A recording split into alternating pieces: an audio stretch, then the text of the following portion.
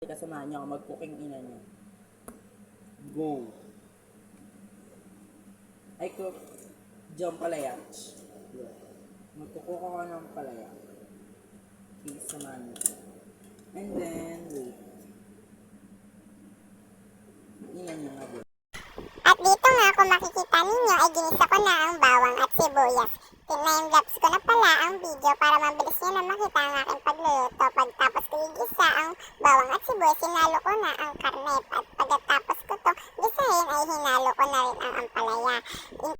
At kung makikita nyo nga ay luto na rito ang ampalaya, nalagyan ko na rin siya pala ng itlog. Ito na nga pala ang aking mga pagkain, ampalaya, tosino at ham.